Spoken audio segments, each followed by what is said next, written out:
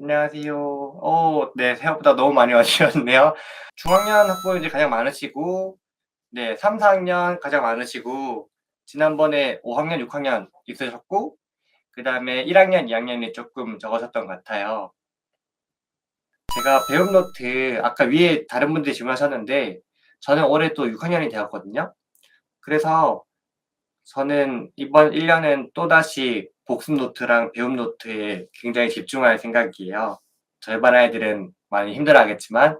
그래서 제가 중간중간에 복습 노트, 아니, 네. 제가 중간중간 복습 노트 예시들을 잘 된 예시나 못된 예시들을 보여주면서 우리 카페에 계신 분들도 함께 배움 노트를 작성하면 어떨까 싶습니다. 그러면 사진 찍어서 올려주시면 제가 어떤 부분들을 고치면 좋을지, 아니면 어떤 부분들을 바꿔주면 좋을지, 이런 거 같이 진행하면 좋을 것 같아요. 소연님, 너무 제가 이 질문을 꼭 올해부터는 제가 항상 여러분의 담임이라고 말을 하는데, 제가 너무 영상으로만 찾아뵌 것 같아 가지고, 네, 올해는 쪼끔 더 실질적이고 구체적으로 다가갈 수 있도록 제가 할게요. 네. 3 학년, 4 학년도 충분히 할 수 있어요. 제가 작년에 4 학년 했었는데, 4 학년 할 때 복습 노트, 예를 들어 저희 반이 25 명, 24명 정도였다면 15 명에서 20명 정도는 충분히 복습 노트 작성했어요. 물론 3 학년, 4 학년에서 요구하는 노트 수준과 5 학년, 6 학년에서 요구하는 노트의 수준이 쪼끔씩 다른데, 네, 4 학년도 충분히 할 수 있고요. 3 학년은 쪼끔 간단하게 작성을 해야 될 것 같습니다. 점점 수준이 올라가야겠죠.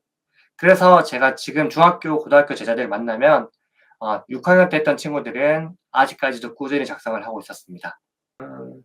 네. 아마 이 방금 호응 아주머님께서 하신 질문은 대부분 많은 부모님들이 궁금하실 거예요.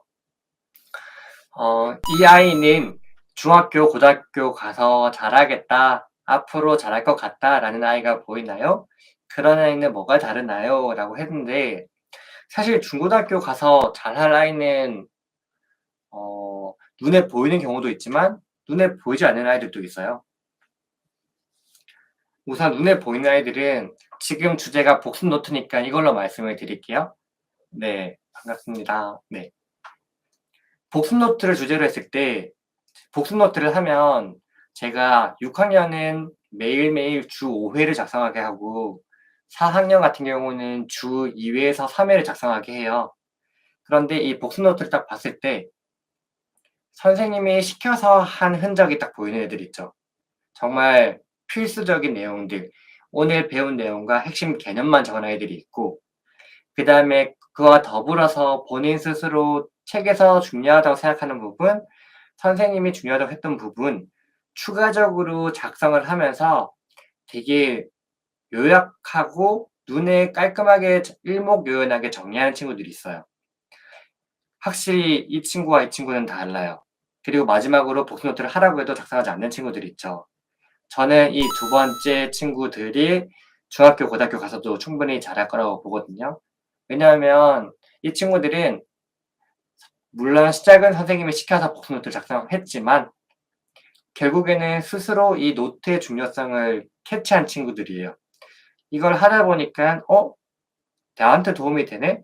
그러면 선생님이 굳이 주 2 회, 3회 하라고 했지만 '나는 그냥 쪼끔이라도 매일매일 작성할 거야.' 하는 친구들이 있어요. 실제로 교실에 그런 친구들 많이 없어요. 한 3 명에서 5 명이면 정말 많은 친구들이에요. 진짜 스스로 그거를 깨달은 친구들이죠. 그 친구들은 제가 중학교, 고등학교 가서도 충분히 잘하겠다라고 말을 하죠. 비록 그 친구들이 지금은 공부를 못할 수도 있고 공부를 잘하는 친구들일 수 있는데, 노트 같은 것만 딱 보더라도 중학교, 고등학교 가서 잘할 친구들 충분히 알 수 있습니다. 네. 최이님, 고학년은 노트를 꼭 25 줄로 써야 되나요?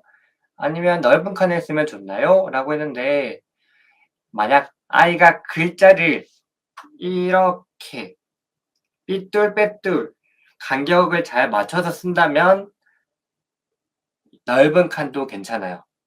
그런데 저는 이 줄쓰기가 안 되는 친구들 있죠. 위아래로 들락날락 들락날락한 친구들은 줄공책으로 써야 된다고 봐요. 네, 안젤라님, 저희 아이가 반장이 너무 되고 싶어 하는데 혹시 팁이 있을까요?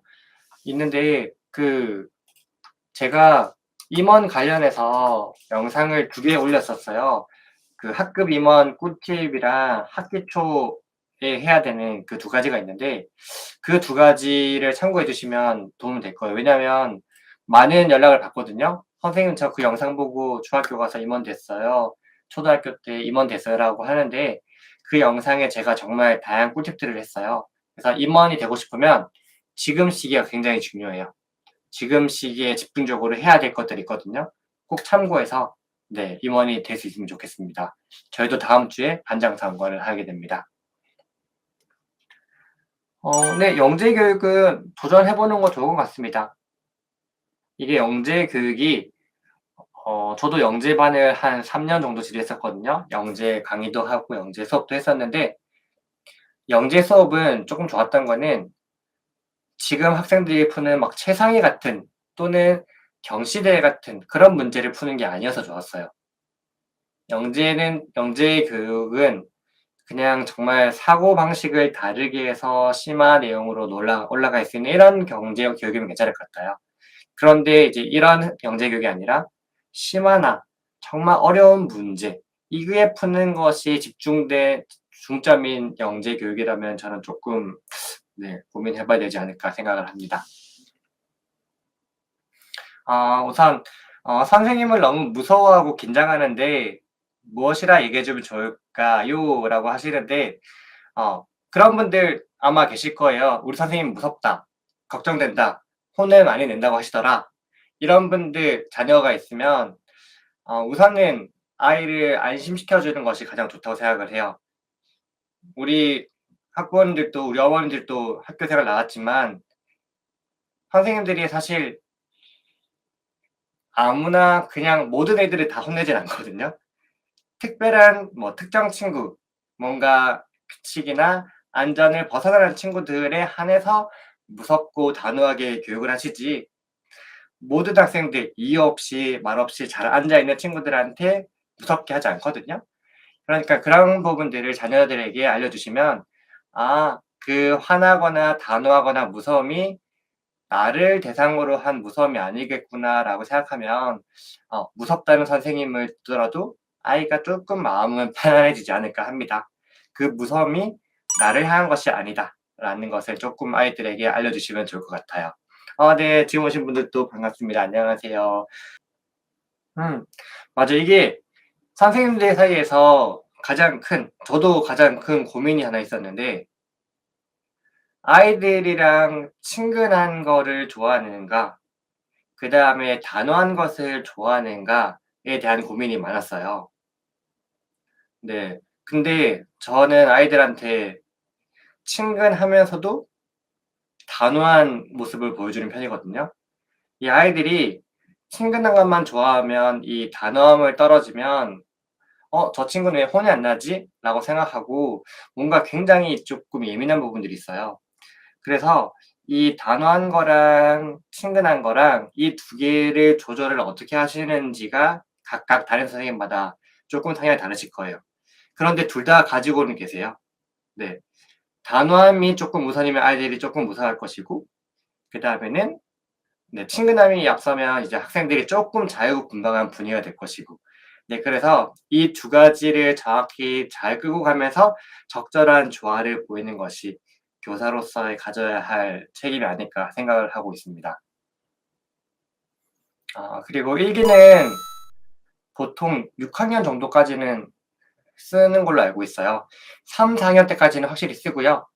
6 학년 정도는 6 학년은 주일에 한 편 정도 쓰거나 거의 안 쓰시는 분이 있거나, 네, 저는 6 학년까지 일기를 쓰겠습니다. 아무래도 학생들과 소통이기도 하고 글쓰기의 일환이라고 보기 때문에 저는 끝까지 씁니다. 왜냐하면 6 학년 친구들도 1 학년처럼 일기를 쓰는 친구들이 있어요. "오늘 참 재미있었다."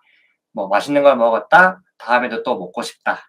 이렇게 하기 때문에 네, 6 학년에도 글쓰기 연습이 필요하다고 보기 때문에 써야 한다고 생각을 합니다. 음.